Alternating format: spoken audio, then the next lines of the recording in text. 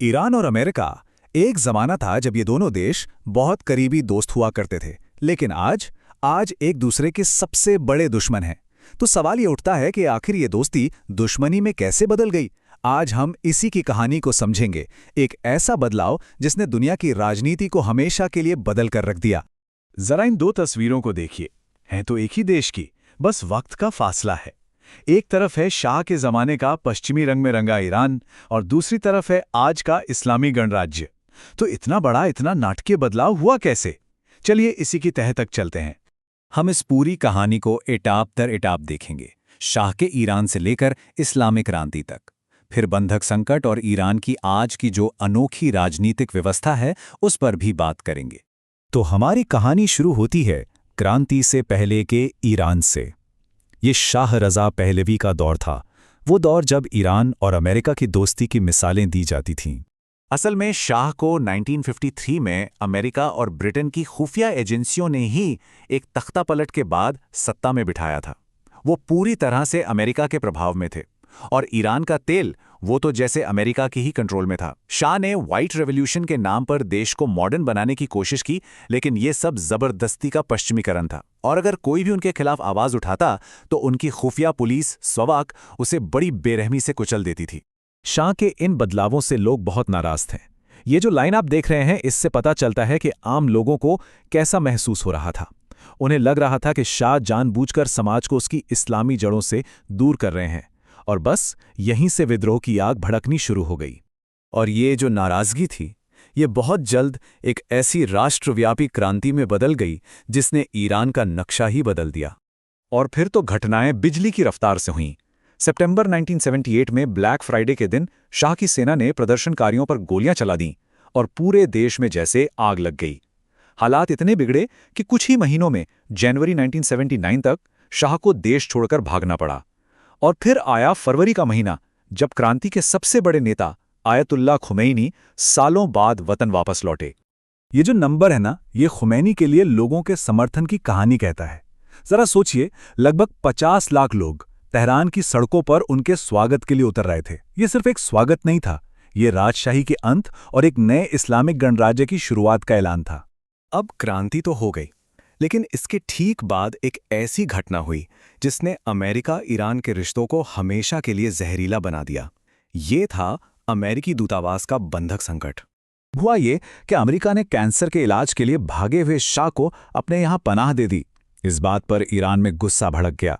वहां के छात्र अमेरिकी दूतावास में घुस गए और उन्होंने एक ही मांग रखी, शाह को वापस ईरान भेजो ताकि उन पर मुकदमा चल सके। और ये संकट एक दो दिन नहीं, पूरे 444 दिन तक चला। सोचिए, लगभग 1.5 साल तक 52 अमेरिकी राजनयिक बंधक बने रहे और दुनिया का सुपर पावर अमेरिका कुछ नहीं कर पाया। यह अमेरिका के लिए एक बहुत बड़ी बेइज्जती थी। तो जब बात नहीं बनी तो अमेरिकी राष्ट्रपति जिमी कार्टर ने एक खुफिया रेस्क्यू मिशन को मंजूरी दी। नाम था ऑपरेशन ईगल क्लॉ। कागज पर तो प्लान बड़ा सीधा साधा लग रहा था। कुछ कमांडो तेहरान जाएंगे, बंधकों को छुड़ाएंगे और हेलीकॉप्टरों ने वहां से सुरक्षित निकाल लाएंगे। लेकिन यह मिशन एक बहुत बड़ी नाकामी साबित हुआ। रेगिस्तान में अचानक धूल भरी आंधी आ गई। एक के बाद एक कई हेलीकॉप्टरों ने काम करना बंद कर दिया, तो मिशन शुरू होने से पहले ही रद्द करना पड़ा। और सबसे बुरा तो तब हुआ जब वापस लौटते वक्त एक हेलीकॉप्टर एक प्लेन से टकरा गया जिसमें 8 अमेरिकी सैनिक मारे गए।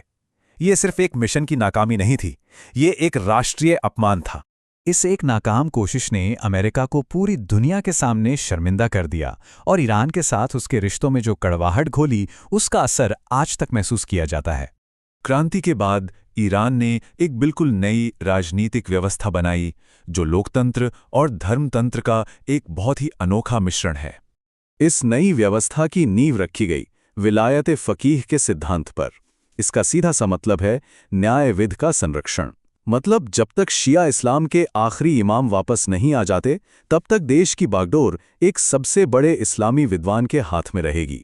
वही देश के संरक्षक होंगे और उनका फैसला ही आखिरी होगा। तो ईरान में पावर के 2 सेंटर हैं। एक है सुप्रीम लीडर, जिन्हें एक विशेष सभा जीवन भर के लिए चुनती है और सारे बड़े अधिकार उन्हीं के पास होते हैं। और दूसरे हैं राष्ट्रपति, जिन्हें आम जनता 4 साल के लिए चुनती है। लेकिन राष्ट्रपति को भी सुप्रीम लीडर के तहत ही काम करना पड़ता है। सुप्रीम लीडर चाहें तो राष्ट्रपति के किसी भी फैसले को पलट सकते हैं। और इस पूरे सिस्टम में एक और बहुत ताकतवर संस्था है, गार्जियन काउंसिल। ये 12 लोगों की एक कमेटी है जो ये तय करती है कि चुनाव कौन लड़ेगा और कौन नहीं। यही नहीं, अगर संसद कोई ऐसा कानून बनाती है जो उन्हें इस्लामी सिद्धांतों के खिलाफ लगता है तो वो उसे रद्द भी कर सकते हैं। असल में यही काउंसिल तय करती है कि देश किस दिशा में जाएगा। क्रांति ने सिर्फ राजनीति नहीं बदली, इसने ईरानी समाज और उसकी सेना की शक्ल सूरत भी पूरी तरह बदल दी। यहाँ एक बहुत दिलचस्प आंकड़ा है। शाह का दौर, जिसे बहुत मॉडर्न माना जाता था, उस वक्त ईरान में महिलाओं की साक्षरता दर सिर्फ 35% थी और आज इस्लामी गणराज्य में ये करीब 90% है। सुनने में थोड़ा विरोधाभासी लगता है ना, लेकिन ये दिखाता है कि क्रांति का असर कितना गहरा और बहुआयामी था। और ये एक और चौंकाने वाली तुलना है। ईरान में पहली महिला उपराष्ट्रपति 1997 में ही बन गई थी, जबकि अमेरिका को अपनी पहली महिला उपराष्ट्रपति के लिए साल 2021 तक इंतजार करना पड़ा। क्रांति की हिफाजत के लिए एक नई फौज बनाई गई, इस्लामिक रेवोल्यूशनरी गार्ड कॉर्प्स यानी IRGC। हुआ ये कि खोमैनी को पुरानी सेना पर भरोसा नहीं था, क्योंकि वो शाह की वफादार थीं। आज IRGC ईरान की सबसे ताकतवर सैन्य और आर्थिक शक्ति है। तो चलिए अब आखिर में ये देखते हैं कि इस क्रांति की विरासत क्या रही और दुनिया में ईरान की जगह पर इसका क्या असर पड़ा। 444 दिनों के बंधक संकट से लेकर दशकों के अंतर्राष्ट्रीय प्रतिबंधों तक ईरान ने अपनी इस क्रांतिकारी पहचान की एक बहुत बड़ी कीमत चुकाई है। आज भी ईरान अपने आदर्शों और दुनिया की हकीकतों के बीच एक मुश्किल संतुलन बनाने की कोशिश कर रहा है। और सवाल यही है कि आने वाले वक्त में उसकी ये क्रांतिकारी पहचान उसकी सबसे बड़ी ताकत साबित होगी या फिर सबसे बड़ी चुनौती।